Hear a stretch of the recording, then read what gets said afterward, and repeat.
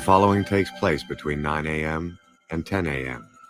Events occur in real time.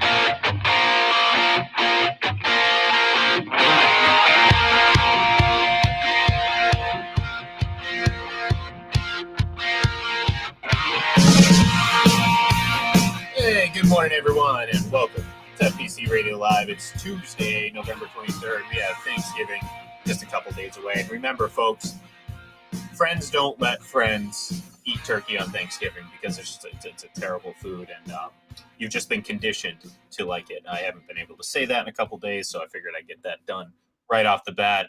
No, obviously, Week 11 in the NFL is in the books, so we are getting ready for the traditional Thanksgiving week of football, which should be pretty fun outside of the Lions game, probably. But yeah, it's fun. We wrapped it up last night with a Bucs pretty efficient, dominating win over the Giants, 30-10, back in the win column, avoiding a 3-game losing streak. John, you know, I know this, and I should have known this, but I didn't even think about it. Tom Brady hasn't, and they brought it up on the broadcast. Tom Brady himself has not lost 3 games in a row since 2002. What were you doing in 2002, my friend? Because I was a you know what I sophomore wish you in were high doing? school. You know What? what I wish you were doing yesterday afternoon is, responding to my tweet that said Tom Brady has not lost 3 in a row Oh, I since missed. 2002. I tagged you and also Oh, Alan man. Bell of CBS is a good friend of mine. So I'm hurt. Well, I'm really hurt I dropped the that you ball on didn't that at one. least like it or retweet it, because that's right up your alley. I mean, that's like, feeding I was 10 pounds of beef to a I was too busy. Doberman Pinscher. I was too busy dealing with some Saints fans who were a little irked by my could make a case comment about Drew Brees, which again, I didn't say it was necessarily a good case. I'm just saying the conversation that was more about Russell Wilson really than about Drew Brees. I blame you for bringing Drew Brees into the picture. I did, yeah. You look foolish. You continued to troll everyone yesterday, which is what you like to do anyway. But yeah, he hasn't lost 3 games in a row since 2002, and I had tweeted out that at that point Aaron Rodgers was playing at Butte Junior College. Yeah. Ben Roethlisberger was a junior at Miami of Ohio. Like, those two guys are the second and third oldest quarterbacks in the NFL right now. Mac Jones, his heir apparent here in New England, was 3 or 4, and Daniel Jones, his opponent last night, was 5. So that all happened in 2002. 2002, I was still old. I was 39 years old. I mean, I was old in 2002. What can I tell you? But I was also about 40 or 50 pounds heavier. So I'm probably healthier now than I was in 2002. But you were probably still in high school, right? Yeah, I was. I was a sophomore in high school. Technically, when that happened, 2000, 2001, 2002. No, actually, I was a junior in high school technically, because that would have been fall of 2002. So that was the start of my junior year of high school. So, yeah, I was young, fresh faced, world ahead of me. You know, the whole thing. I was still playing hockey. I was a pretty good hockey player at the time. But look, I mean, that's the thing. I mean, there's a lot of certainties in the world, and one of them is that Tom Brady's just not going to lose 3 games in a row. And look, I mean, you land it on a team like the Giants. That's a pretty nice landing spot. This offense again was pretty good. I told you before we got on the air. It's hard not to laugh now at some of these, or a majority, if you go back and look at them, a majority of these interceptions thrown by Tom Brady, because as good as their receivers are, sometimes it's like they warm up, they get they walk off the sidelines after rubbing their hands in butter, because like the ball hits them in the hands, and it slips and slides, and it usually ends up in a defender's hands, which we saw that again last night with Mike Evans, which really was the Giants' only offensive success came on a very short field. So did the Bucs defense look a little shaky at times? Yeah, they were kind of questionable at times, but still a very good game from them. I thought the offense was pretty good. I thought Brady was Brady, and that performance to cap off Week 11 really kind of cemented him firmly in that front runner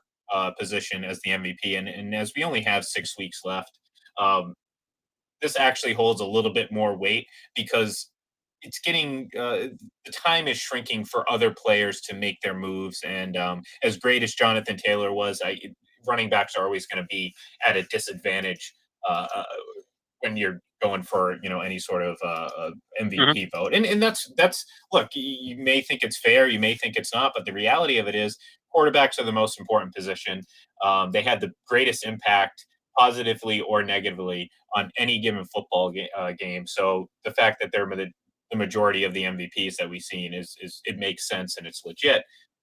So right now, I think Tom's pretty comfortable at where he's at. He's just got to go out and have a good rest of his season, and I think he's going to walk away with his fourth MVP. Yeah, he's the favorite right now, and I would say Aaron Rodgers is probably the second choice, even Yeah, though it's I crazy. think there's going to be pushback. Yeah, there they are again as the two best quarterbacks in football. What a surprise!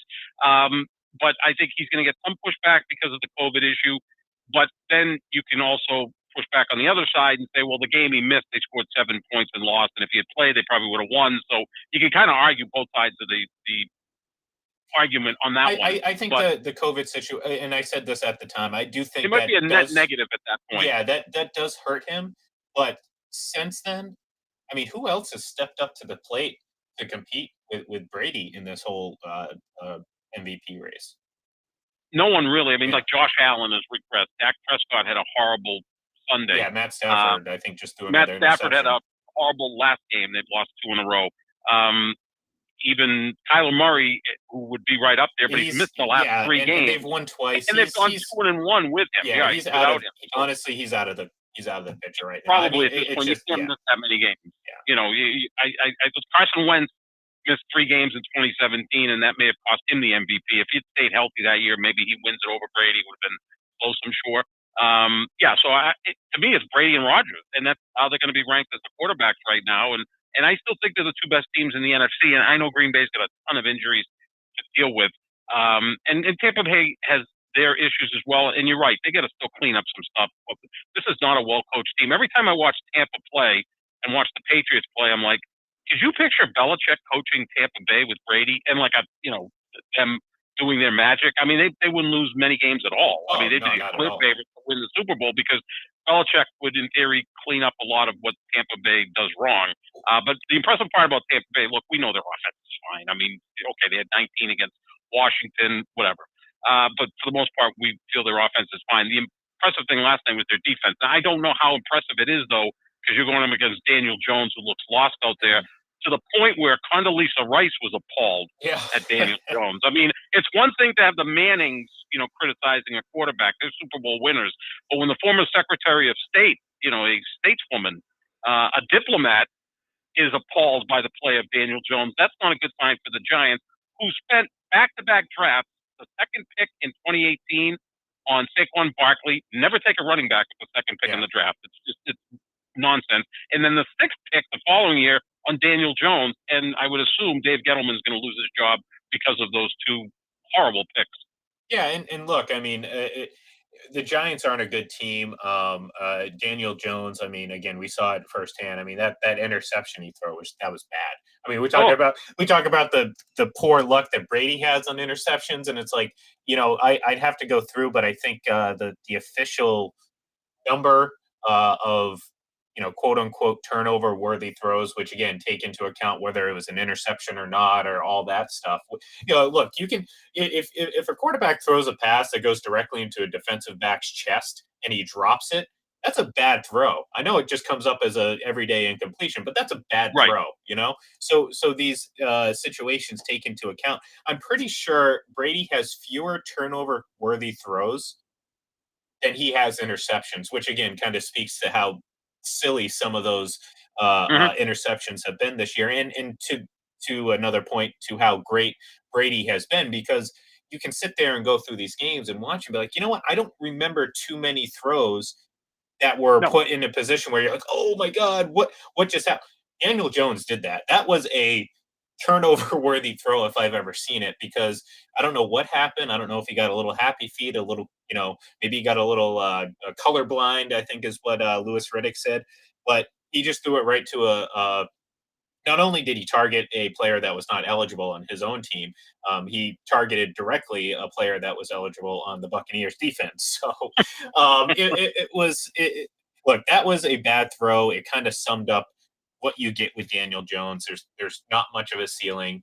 I think this Giants team unfairly, I think, gets knocked for being talent deficient. But I think the talent deficiency comes at the quarterback position because Yes. some of those receivers are. I mean, that Tony kid. I mean, he was. I mean, he might have had the sensational. best throw from the Giants all Oh, night. Like, absolutely. that throw was No, incredible. he's a weapon. Yeah. He's a weapon. I mean, you put him with a really good offensive mind, and they'd have a blast with him, right? Put him in the Patriots on the Patriots with Josh McDaniels. I mean, he'd be throwing more touchdown passes at the quarterbacks. No, they've got some talent. The problem is they built it the wrong way, right? Like so. You went out and spent draft capital and you nailed some wide receivers, but the offensive line is abysmal, and the quarterback sucks. And then you spend the second pick in the 2018 draft when there were quarterbacks available after Baker Mayfield. You could have picked any of those quarterbacks that were available. Now, Sam Darnold and Josh Rosen, would not be any better than Daniel Jones. In fact, he may be better than them, or they're all, in the same terrible category. But you could have had Josh Allen, and I know he's regressed this year. He's still better than Daniel Jones. Or you could have had Lamar, who's obviously better than Daniel Jones. Instead, you take Saquon Barkley.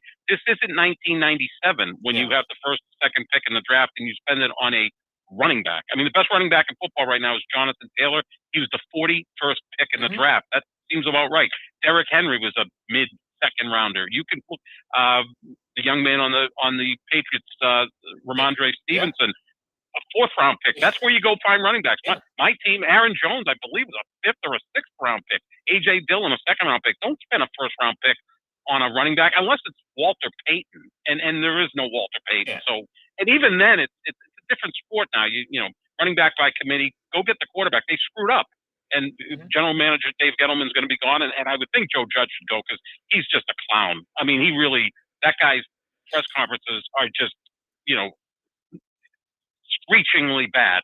Well, yeah. I mean, look, this might be an example, and we seem to have enough evidence at this point to believe that. Look, he's a hell of a special teams coach. There's no doubt about it. He's had a lot of success with this, Patriots organization, of course. But that end of half. It was funny. I was watching the Manning cast at the time, and Eli was kind of chuckling, like, "What are you doing?" Or no, I think Peyton said it best. He said they're trying to both run out the clock, right, and score at the end of half, and it's like, what? You can't. What are you thinking? Like, it was a very puzzling end of the half, and it's like, sometimes you don't think much about it, but those decisions add up. How often do you see Bill Belichick screw up time management? It happens every so often, but when it does happen, you're like, oh wow, I can't believe that happened, because it never never happens consistently with guys like Joe Judge. We see it all the time. We see it with Mike McCarthy, his biggest flaw. Now, I'm not as hard on Mike McCarthy as some, like you are, but I still know that I've got bad memories of Mike McCarthy, so that's why I still have PTSD when it comes to him, but he's horrible at clock management. You're right. But here's the thing: in that same situation, if you've got Tom Brady or Aaron Rodgers and there's 40 seconds left in the half and you're at 25, you take a chance, right? Because those guys are going to be careful with the ball. A couple of completions, all of a sudden you're at midfield, and now you're one more completion away from field goal range. So every possession is so important. If you've got Daniel Jones, you don't do it, and I think we've seen that even with the Patriots with Mac Jones. Be careful with these young quarterbacks. Let's not put too much on the plate so that they're going to fail. Jason Garrett's another guy that I think is a lightweight as a coach, even as a coordinator. But your point about Joe Judge, really good special teams coach, but we know all about the Peter principle. You get promoted as far as you do until you become incompetent. I don't think he's a head coach. Which is fine. Look, which is fine. Not every great coach is set out to be a head coach. I mean, look, I don't think anyone in here is going to sit here and say Nick Saban was a bad coach, but he wasn't set out for the NFL. He's a college coach, and he's great at what he does. So, that it is what it is. Hopefully for Giants fans, they don't wait too long to make this decision. It's better to rip that Band-Aid off than let it, kind of bleed out slowly, because clearly at this point we know that these guys aren't going to change overnight. I think there's enough evidence on film to suggest that this is who they are, and you're going to get the same result over and over and over again if you continue to do this. So, I will say this though, those uniforms were gorgeous. yeah, The hey, Giants uniforms, it's, those are absolutely gorgeous uniforms. My lord. I mean, there's something about the simplicity of it. You know what I mean? Yeah. The color scheme, everything like that. So, but yeah, no, look, I mean, big win for the Bucs. They're the third seed right now. If you're looking on the screen, you can see the NFC playoff picture, courtesy of our Twitter account over at Full Press NFL on Twitter. If you want to give it a follow, but you got the Cardinals at top, the Packers in the second seed, the Bucs. The Cowboys, the Rams, the Vikings, and the Saints, with the 49ers, Eagles, and Cardinals kind of in the mix. And the crazy thing is, two of those teams in the hunt are probably, I want to say, probably better than two of the current playoff teams, or at least Yeah. trending towards that. Maybe they're not quite better yet, but I think they're trending towards it.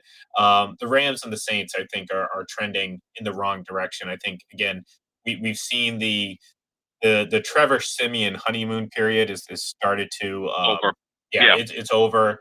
I don't, we got another Taysom Hill contract extension yesterday. I don't really I don't know about Does he that. have compromising pictures I don't know. There's John something Payton? like, look, I understand his versatility and his his gifts and what he can do, but I am still just puzzled sometimes. Like, for whatever reason, like, you'll sit there and scratch your head and say, "Well, Sean Payton's a great coach," but then all of a sudden, like, he just brings Taysom Hill for no god awful reason. Like, I'm of the belief, John, that if you have a franchise quarterback, you don't take the ball out of their hands. Oh, You exactly. don't I'm take with the you ball out of your 100%. hands. And, Yeah. like, we saw it last year with Drew Brees. Now, again, Drew Brees was at the end of his career. You're not going to do that often, in the prime of his career. But, like, it doesn't make sense to me. So it's puzzling or whatnot. But the big picture is, I think the Saints overachieved a bit to start the season. I still Yeah. think they have a really good defense. I still think that they have a pretty good team. I just think that 5-5. They're 2 games out of the division right now. I think when the Bucs and Saints meet again, I don't think this is going to be a repeat of last year. I think the Bucs are No. going to, maybe not comfortably because it's a division game, but I think they're going to handle business. And this Saints team is probably looking at a top 10 to 13, 14 draft pick this season. I mean, it is what it is. Yeah. So Maybe they can find their quarterback of the future. But I've warned you about Minnesota. They're a yeah, very, very yeah. talented team. I don't know if there's a team in the NFL that is as good as Minnesota at wide receiver and running back combination. Right? I mean, when you've got Justin Jefferson's a stud. I mean, already looks to me like a top 5 receiver. Thielen's outstanding. And then you throw in Dalvin Cook, who's one of the 5 best running backs in the sport, and maybe the most versatile because he's essentially another receiver when they use him in certain formations. They're loaded. I mean, they can score against anyone. I'm not a big Kirk Cousins fan. He's always on the precipice of throwing an interception, and I still think he threw one late in the game on Sunday against Green Bay. I mean, it was a close call on the field. It was called an interception. The funny thing He's prone to do that stuff. The funny thing is, though, he's still, like, I can't, I wish I had this in front of me because there was some metric or some stat, and again, I always throw this disclosure out that stats don't mean everything. But it was very impressive. It was games and God, I don't know what it was, but he passed like Aaron Rodgers, and I was like, wait, Kirk Cousins, and then it's like you're thinking about it. Oh, It's like, come wait, from behind wins? no, it wasn't that. It No. wasn't. It was something. I think it was something to do with like 300 yards and something or other. I don't know. Yeah. Yeah. Maybe someone out there saw that it popped up on the broadcast at the time, but Yeah, his numbers are good. I mean, but again, they're yeah, just numbers. exactly. And Kirk Cousins may be the best case for how empty numbers really are. And it doesn't mean that what he's done doesn't mean anything, but when you sit there and see, it's not just the team. Like, that's the thing. People always fall back. Oh, well, obviously he had a worse team. Well, no. Again, I mean, at the end of the day, the quarterback has the biggest influence whether this team, a team, wins or loses.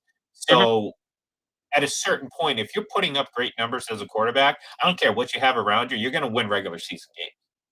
That's just how it is. Now, the playoffs may be different, but you're going to win regular season games, and they just don't do that consistently enough for me to sit there and say, "Oh, Kirk Cousins is obviously a great quarterback." So that's where why I think sometimes the numbers again are a little bit more superficial than substance. Like you can look at Rodgers or Brady, see their numbers and say, "Oh, there's substance to that," because you can look and see what you see on paper and then what translates on the field. And you're like, "Okay, that makes sense." For Kirk Cousins, you're like, does he really have that many games where he doesn't do this, he doesn't do that, and da da da, but they still lose? Like that doesn't make sense. And to your point, they haven't had a shortage of talent. They certainly have had a No, lot. no. Stephon Diggs was They here had Stephon before. Diggs. Yeah, Right. They traded Stephon Diggs for a first-round pick, which they used on Justin Jefferson. yeah. How's that? Talk about, we talk about Joe Montana going to Steve Young. Well, how about Stephon Diggs to Justin Jefferson? Not the same as the quarterback, I get it, but that's a pretty good, plan, right? You traded one guy, used the pick to take someone who I think is actually better. I think Yeah. Justin Oh, Jefferson yeah. has a chance to. Again, I said this yesterday. Love Joe Burrow, but man, he was throwing the studs at LSU, wasn't he? I mean, that was a tandem. That would be the best tandem in the NFL, right? Justin Jefferson and Jamar Chase. I mean, Oh, easily. those are two studs, and not divas. That's the thing I like about Justin Jefferson. That's why I love Devontae Adams. Not really divas. They're Yeah, Stephon Diggs has a quiet, little bit of that reserved. in the. They're football players, and Devontae Adams will block. I mean, he's out there in that situation. You never see him complain when he doesn't get the ball. Of course, he gets the ball a lot because Rodgers is pretty bright. Let me get it to my best playmaker, just like Brady, can't wait to see Antonio Brown back and was happy to see Gronk back last night. Yeah, Cousins is a good quarterback. He is, and the numbers are really good, but it's just in a big situation, I was just waiting for him to throw that interception, and he damn well did. But fortunately for the Vikings, Darnell Savage didn't quite come down with it. So it was reversed, and they went on and won that game with a field goal. But he puts up good numbers, and again, you can win games with him. I don't see him steamrolling through the playoffs. Although Joe Flacco did that, but Joe Flacco also had a really great defense led by Ray Lewis and Ed Reed. That was a little bit different. A great defense and probably the perfect complementary pieces around him for what he did. Like I remember that playoff run was like, F it. Anquan Bolden's down there, just throw it up to Bolden and he would go there and, make the play. And it was frustrating because you're sitting there watching like, oh my God, just make, and look, to his credit, Joe Flacco had one of the greatest individual Super Bowl runs of all time. I mean, you could argue that it was one of the top five. I mean, that's the crazy thing about football. But no one's going to sit here and argue that Joe Flacco is one of the greatest quarterbacks of all time. No. It's funny how that works, but he beat Peyton Manning at Denver. Yep. And he beat Tom Brady at Gillette. Yep. And then went out and beat a really good San Francisco. No, he had a phenomenal run, but you're right. Anquan Bolden, I mean, he was like Shaq out there. Just throw it up there. He'll go get it. Yeah, that man was a beast. I loved watching him play wide receiver. Again, another guy that was anything but a diva. He was like a full-fledged football player playing wide receiver. Yeah, he was he was like this hybrid like tight end. Like he was like the size of a tight end, but he had the agility and speed of a wide receiver, and he was so good at just going up at the point of attack. Wherever that ball was going, that's where he wouldn't let it come to him. He would get up there and get the ball. And Michael Irvin was that way. Those just really physical wide receivers. I believe he played quarterback at Florida State, or he somewhat maybe some quarterback, which I always like because now they understand routes better than just receivers, right? We saw that with Julian Edelman. I mean, Julian Edelman was a accomplished quarterback in college, so when he gets to pros and converts to wide receiver, he understands the route tree and understands what the quarterback has to do to get him the ball. Yeah, and look, I mean that's it's always fun because obviously in this game it always adds a certain element there. You never know when the player is going to throw a pass when you think they're going to run out and catch a pass. But no, look at the end of the day, I think this was we're getting to the meat and potatoes of the schedule. I mean, we said it already several times this week. Bill Belichick. You know about your team around Thanksgiving. Well, guess what? Thanksgiving is in 2 days, folks. 2 days. And I think we're getting a very clear picture as to what this league is shaping out to be. I think there's still question marks, maybe in some of those 5, 6, and 7 seeds in both conferences. But I think you're seeing a pretty clear path for several of the key teams here. And we talked about the Patriots on Monday. How they're positioned very well moving forward. Obviously, the Bucs don't have the number one seed, but considering I think they're pretty comfortable going on the road or Mhm. obviously at home. This year they have struggled a bit on the road. However, I'm not gonna. That's not gonna mean too much to me moving. You know what I mean? We saw them go on the road last year, and like Yeah. that's the thing. I think far too much weight is put onto things like that going into the playoffs when it's like. I think there was consecutive seasons where I think at one year the Patriots only beat like mediocre teams and struggled with with good teams, and the narrative was, "Oh, they can't beat good teams." And I'm sitting there saying, like, you honestly think that the Patriots aren't capable of beating good teams? The Right. team that's gone to Yeah. back-to-back Super Bowls at this point? Well, guess what? They went on to win the Super Bowl. Well, I think the following year, they only beat good teams and lost to, like, some mediocre teams, and they're like, "Oh, see, they're vulnerable," and it's like, it's you know what I mean? It's It's just just a one-off. I mean, yeah, that's what makes the sport so yeah, fascinating. It's a one-off. exactly. How's this one? We talk about Tom Brady's never lost 3 in a row, right? Like, so he'd be almost unbeatable in the NBA at Yeah, the best of 7. It'd be tough to knock him off 4 out of 7. But yeah, I mean, look, they have the cheat code in him, right? So look, he beat my team at Lambeau last year. He beat the Saints in New Orleans. He had a tough matchup. Washington seems to play him pretty tough, and he was able to beat them in Washington in the wild card round, and then he got the home game for the Super Bowl, which is nice, but it wasn't a true home game because it was a mismatch of fans and it wasn't a full house and all that stuff. So yeah, I don't worry about that. I mean, look, Rogers' Super Bowl was won on the road. They won 3 road games. So and he has struggled on the well. He's actually not played that bad on the road in the playoffs. He's had a couple of upsets at home at Lambeau. He's lost 3 home playoff games, which isn't good. But yeah, Brady could win anywhere. It's not.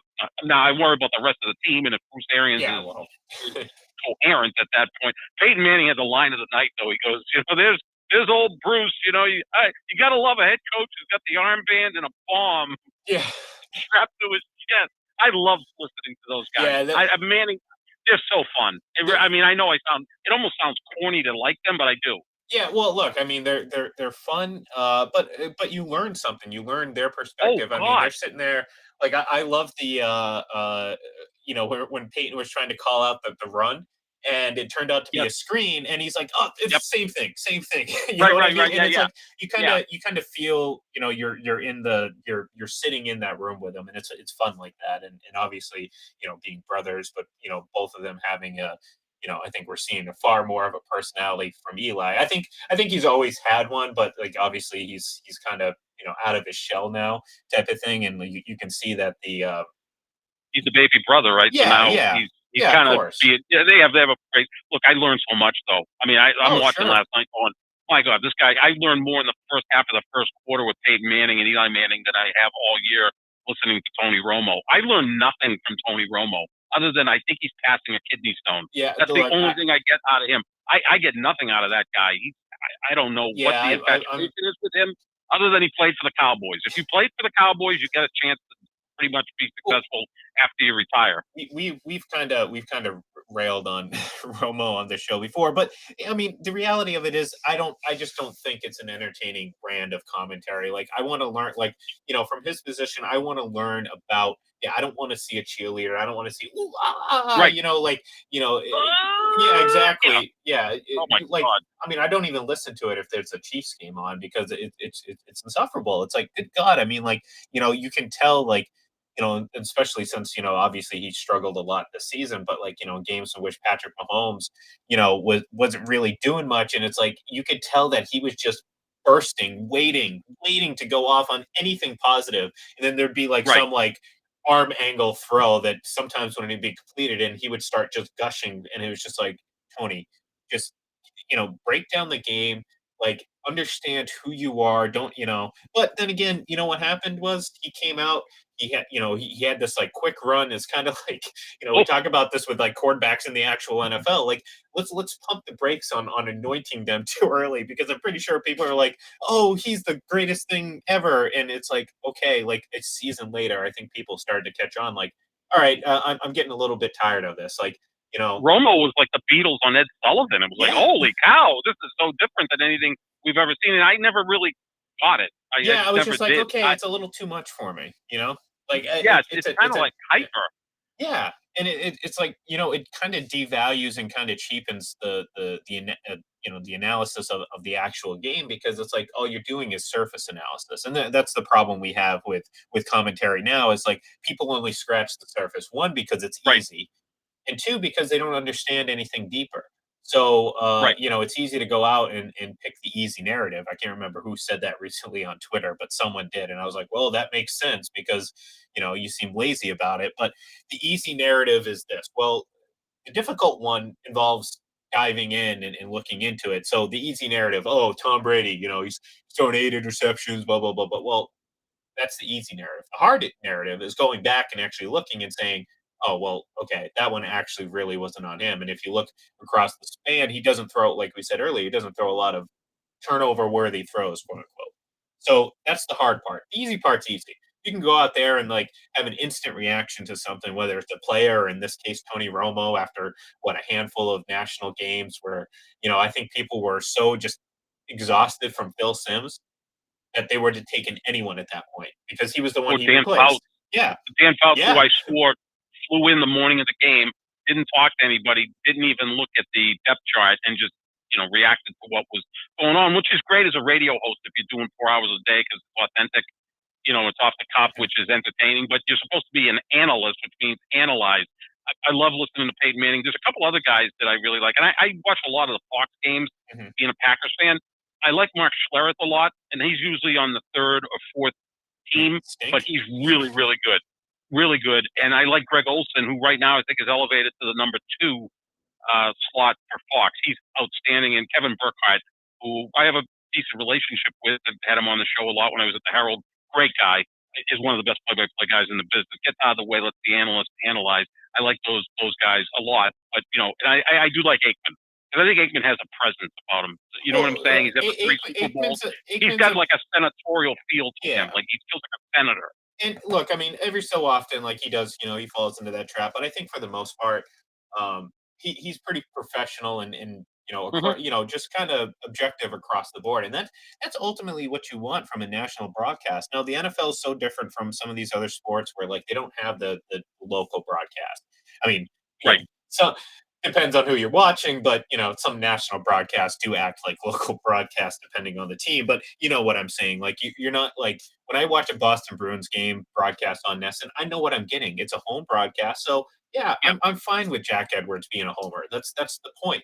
You see the Bruins on national television and you get that national perspective. Well, you don't get that in the NFL, and with the NFL, the announcers have so much influence. Again, based on just how this game is commented on and how it's reacted to, especially on social media and Twitter and stuff like that. The announcers have so much influence just based on some of the things they say. Like right. I think we've talked about this before, but you go back to Super Bowl 49, the end of that game. The Seahawks were just they were being unnecessarily dirty and just kind of trying to cause a ruckus. Well, you know what the reaction was from Chris Collinsworth was like, "Oh my God, what is Gronk doing?" After Gronk got hit a few times and he reacted, and guess what? The reaction on Twitter was, "Oh, Gronk, what are the Patriots doing? You just won. Show some class." And then on top of that, the Malcolm Butler interception. The first thing that Chris Collinsworth says, "That is the dumbest play I've ever seen in NFL history." And I'm like, well, I mean, that was the proper analysis as well. It was a great play by Butler. Well, here's the thing, and this is the in the moment reaction but he started railing on it. It was over and over. He's like, "This is stupid." It wasn't. Oh, the Patriots won the Super Bowl. It was, oh, the Seahawks made this dumb play to lose it. When the reality of it was that was a play for them. That was their bread and butter. They had of all the plays that were called on the goal line or within 2 yards of the goal line, there wasn't a single interception thrown the entire season. So all these numbers and all this ideas, all these analytics suggest that was a good play. And given the situation, the down, the yardage, yeah, you're probably going to throw it at least once. So, but what happens is Chris Collinsworth immediately frames it the way it is. And what's the reaction? Oh, the Patriots won because of the dumbest call in NFL history. And it's No, like, no, it was a great play, a great call by the yeah, coaching staff. But exactly. my problem with that play was this: I don't know in that situation. Look, I thought one of the next two plays had to be a pass because they only had one timeout left, and it was the consensus was just give it to Marshawn Lynch, who had actually struggled at the goal line during the season. I get all point, that. Yeah. I get all that, but I don't know about having a 5'10" quarterback in that confined area throwing a pass. Like, I mean, if he's bigger, I think he could see better, have better passing lanes. I would have just had an RPO or just have him roll out with, again, Russell Wilson is mobile. Have him roll out with a run pass option, and then you move on to third down, and now you can do other things because you've got a timeout in your pocket. So that's the only thing. I think that play was, the idea of throwing the ball, I had no problem with. The idea of having Russell Wilson in that confined area trying to throw it was idiotic. But it was a great play by Hall of Fame Malcolm quarterback, you wouldn't See have that? a problem. Exactly. Yeah. See, and, I mean, I'm grinning ear to ear, John, right now because it kind of transitioned us very nicely into something I wanted to bring up real quick before we get into our quarterback rankings. But and look, unfortunately, it looks like the fans that have voted so far do disagree with me. But I did tweet this from the @FBC Radio Live account, and I asked, "Is Russell Wilson a Hall of Famer?" And you listened to the show yesterday. I said emphatically no. There's nothing that screams Hall of Fame from Russell Wilson. And, this interception in the Super Bowl is one of those reasons. 5 interceptions against Green Bay. You know that game quite well. It's not a great memory, but certainly you remember that Russell Wilson wasn't good. He has, I think, 7 out of his 10 or 11 playoff games, he has multiple interceptions. So, look, to me, he's a guy who won a Super Bowl. He has no All Pros, no MVPs. He's never been back to the Super Bowl. He hasn't ever at any point in a season been the best or one of the 2 best players at the position. He's always taken third or fourth fiddle, and it's not all his fault. I mean, what are you going to do when you have Aaron Rodgers and Tom Brady? He's very good. Yeah, he's never been the best quarterback in his conference. Yeah, so again, at the end of the day, it's like that does not scream Hall of Fame, let alone first ballot, where some people were screaming. So the poll's still up there, folks. If you do want to go vote on it, by all means, please do. It's up there. I'd like to see the percentage swing a little bit. Right now, it's only 43% in favor of me, but I also hashtag the Seahawks. So I do think, Ooh. yeah, I think this might have reached some Seahawks fans. So it's a little skewed, but the point being, I don't believe he's a Hall of Famer. He's going to have to do some more to be in consideration, and we'll just have to see. But I'm glad that kind of naturally shifted to that because I did want to bring this poll up and I did want to bring it to the attention. Okay, we do have to quickly move on because we only have about 5 or 6 minutes left.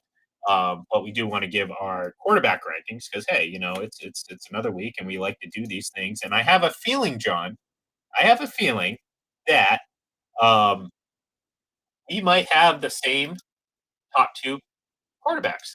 Yeah, we do. I would assume. Yeah, I would assume. I mean, Patrick Mahomes and Daniel Jones, right? Yeah, Daniel Jones snuck into the top 5. Boy, Condoleezza Rice was appalled at him. That was my major takeaway of last night was how appalled Condoleezza Rice was at Daniel Jones. Yeah, I mean, Brady 1, Rodgers 2. Here we are heading into Thanksgiving, and at times we've had other guys in there, and well, those 2 guys are still the 2 best quarterbacks. And I think in terms of what they do pre-snap, how cool they are, their institutional knowledge, their accuracy, all of that stuff, they're the 2 best quarterbacks in football. And I think they've distanced themselves. I mean, look, if you're going into a game, if you're a defensive coordinator, those are the 2 guys that scare you because they can beat you pre-snap, which the young guys still can't do. Maybe they will at some point. Yeah, so I think we're in agreement on that. It's like, how do we fill out the other 5? So that's the question. That is a good question. And number 5 for me, and I'll start. Like I said, we kind of took the suspense away from the top 2. But then again, if you watch the show for any extended period of time, you know that of the few things that we agree on, this is it when it comes to ranking these quarterbacks. Number 5 for me, Kirk Cousins. I know we talked about him today, but it's. I'm looking across, and this is a combination of 2 things. It's 1, his play, and 2, just the absolute terrible play of some of these other guys that have been in this mix for some time. So I sit there and I say, Yeah, Kirk Cousins. I mean, you look at the stats. I mean, again, we have our reservations about him, big picture wise, but what is it? 3 interceptions this season. 3 touchdowns on the screen right Mm-hmm. now. I don't think this I is think actually 21 and I think he's 21 and 2, 21 touchdowns, 2 21. interceptions. Oh, right. Yeah, you're correct. That's Okay, exceptional.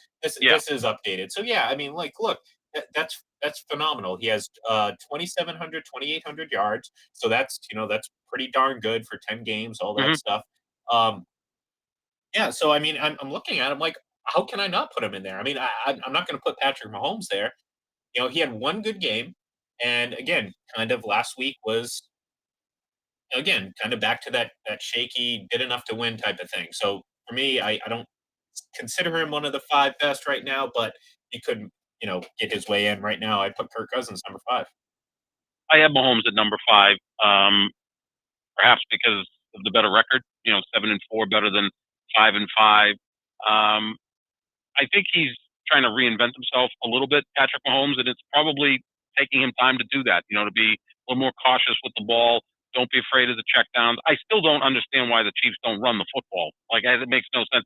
I get that their passing game is oftentimes similar to the run game. It's just you getting the ball in Tyreek Hill's hands. But I have Mahomes at number 5. I mean, he still had some the game against the Raiders, although now the Raiders look like a team that's just packed it in and Yeah. teams are going to put up points against them. But I'll still put him at number 5, just ahead of Cousins, basically because the Chiefs have a better record. And look, Cousins has a lot of toys to play with.